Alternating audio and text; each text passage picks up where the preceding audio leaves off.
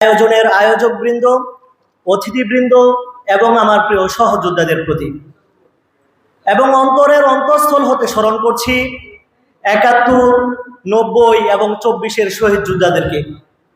কারণ আমি মনে প্রাণে বিশ্বাস করি এদেশে ৭১ না হলে ৯০ হতো না, এদেশে ৯০ না হলে ২৪ হতো না। প্রতিটি আন্দোলনই ছিল দেশ ও জাতির কল্যাণের আন্দোলন। কিন্তু আজ আফসোসের সাথে বলতে হয়, শহীদরা রক্ত দিয়ে আমাদেরকে দেশ দিয়ে যায়, আর আরেকটি পক্ষ এসে দেশ গিলে খায়। আমরা যদি ৭১-এর দিকে তাকাই, আমরা দেখতে পাই রক্ত দিয়েছে ছাত্র জনতা, ভোগ করেছে বিশেষ একটি দল। আমরা যদি ৯০-এর দিকে তাকাই, আমরা দেখতে পাই রক্ত দিয়েছে ছাত্র জনতা, ভোগ করেছে একটি দল।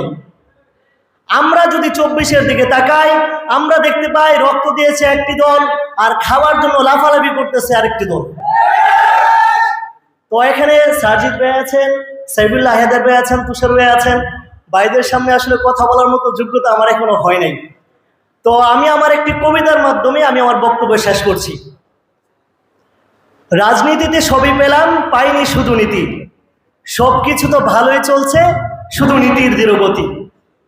নেতার মুখে বড় কথা, কর্মীর মুখে হাসি, তারা শুধু মুখেই বলে দেশকে ভালোবাসি। আমরা হলাম কলুর বলদ, বলবো কি আর কথা। ৭১ গেল, ৯০ গেল, তবু পাইনি স্বাধীনতা। ২৪-এতে স্বপ্ন দেখায়, তাই বাঁচছি আশায় বুক। স্রষ্টা কি আর রেখেছে আমার এই কপালে সুখ?